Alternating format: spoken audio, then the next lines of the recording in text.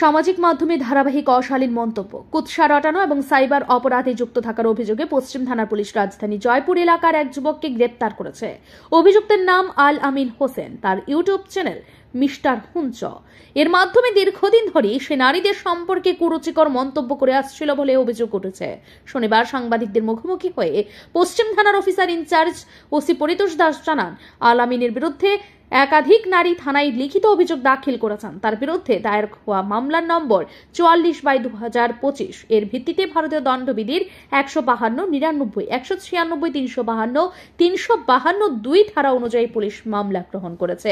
OC জানান, আল আমিন হোসেনকে গ্রেপ্তার করে শনিবার 5 দিনের পুলিশ রিমান্ড চেয়ে আদালতে তোলা হয়েছে। এই অপরাধে দোষী প্রমাণিত হলে আদালত সর্বোচ্চ 10 বছর পর্যন্ত কারাদণ্ড দিতে পারে। এই বিষয়ে স্থানীয় একটি সামাজিক সংস্থা crime and corporation control awareness society ইতিমধ্যে আগরতলা পূর্ব থানায় লিখিত অভিযোগ জমা দিয়েছে।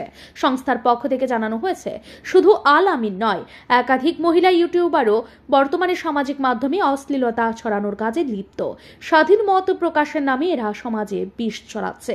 এদিকে মামলাবাদীর পক্ষের লোকেরা দাবি জানিয়েছেন, আল আমিন হোসেনের মতো লম্পটদের দৃষ্টান্তমূলক শাস্তি হওয়া উচিত, যাতে ভবিষ্যতে কেউ এমন ঘৃণ্য কাজ করার সাহস না দেখায়। তারা বলেন, যারা অন্যের মা বোনেদের সম্পর্কে কুরুচিপূর্ণ মন্তব্য করেন তারা আসলে মানসিকভাবে বিকৃত। এদের সমাজে স্থান থাকা উচিত নয়। এই ঘটনাকে কেন্দ্র করে রাজ্য জুড়ে উদ্বেগ ও ক্ষোভ তৈরি হয়েছে।